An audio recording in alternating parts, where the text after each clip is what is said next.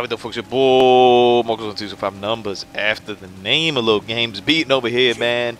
So after I came back from the motherland over here, I didn't really know what to play. There was a couple games coming out, you know, a lot of games coming out. I was kind of opening up time for FIFA and Cuphead and whatnot.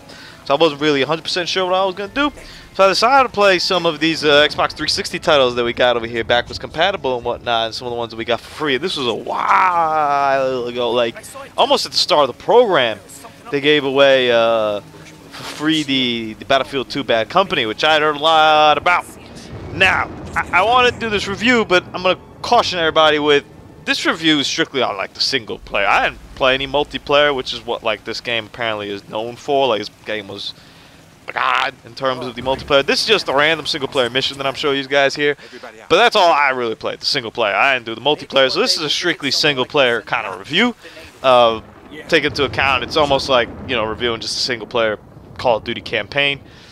Even though the single player Call of Duty gets paid better than this. I'm going to end up giving this like a 6.5, almost like a 7 maybe-ish, around there, somewhere between that kind of grayish area. I don't want to be too harsh on it because I kind of wanted the thing with going back to some of these games is you kind of have to think of what was like around and out at the time. But I mean, Modern Warfare, I imagine, was out at the time already by this point. And that's 100 times better than this. The gunplay felt just kind of weak. The storyline was okay, even though I really didn't feel connected to anybody at any point, or that I seemed to care. But it was fine. It was fair enough for what it is. You know, it's a shooter. After all, it's not really, you know, this isn't Final Fantasy 3. You know, it's not death or anything like that. But it wasn't anything crazy either. I was like, ugh. The gameplay, there was some cool kind of moments, but it wasn't anything also. And I kind of try to do two opinions here when I do these games, especially like older games. I have a Game Boy game that I'm reviewing by the end of the year, so I was kind of skewed as to how to really grade that. Whether I kind of try to review it as if this were like at that time what I would think, or if I try to, I'm going back and playing it now. And in essence, I almost end up giving it 2 kind of grades. I mean, in this case, I think like at the time it would have been a rock solid 7, 7.5, whereas now I kind of dip down to that 7, 6.5, like a little bit lower comparatively from what we've seen, what the experiences we've had.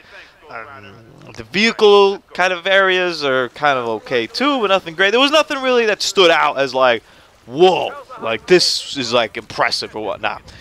And I think a big reason for that too is I'm not a big Battlefield guy. I've never really liked Battlefield. I don't really like how the games feel. I don't like the guns. You know, I'm much more of the Call of Duty arcade, run and gun kind of Rambo action rather than the Battlefield kind of style of gameplay or whatnot.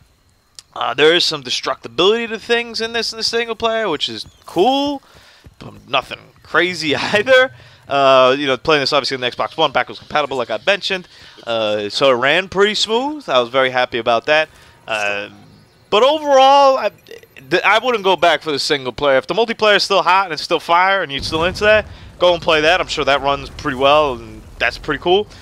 But for the purposes of coming back and playing the multiplayer or the single player, I don't know about that. A little bit shaky over there on that one. Also, like even how you like switch out guns and stuff was kind of a little bit just strange. I never like fully understood. Like you got to get these ammo boxes, you get to pick stuff, but don't pick like the wrong stuff because then you're kind of like screwed sometimes and whatnot. And you know, Battlefield Bad Company 2 single player. And I'd be curious though to see how other single player shooter campaigns kind of play out. It's kind of a fad that we've seen at the beginning of this generation where like even some companies didn't even include single player campaigns into it. I will say this, I think good ones will still hold up over time. I played Modern Warfare when Modern Warfare Remastered came out. That campaign still holds up. It's still awesome, and I think that's something that'll be awesome forever. I don't know though how a Modern Warfare 2 or even like a Modern Warfare 3 one hold up. I'd be kind of curious to see that, or maybe like a Black Ops. You know, I haven't played a Black Ops single player in a while. That's why I go compatible. I might dip in my little Black Ops before Black Ops 4 comes out. You know, I might dip into that over here. But I'm excited though for the Call of Duty World War II campaign. I think it might just be a glorified Saving Private Ryan video, but that's dope in its own way. So it's not really anything I'm gonna be hating on over here. So Battlefield Bad Company 2, man. Play for the multiplayer, single player. I think you can kind of pass over here. 6.57 out of 10, man. It just I cut out over here because I didn't want to show you guys. This is like a sequence where like you kind of, it's almost like a horde mode. They kind of keep coming at you, and a little bit over here after this bow. Oh man, I did not find that too pleasant. Your boy Marcos, man. Deuces.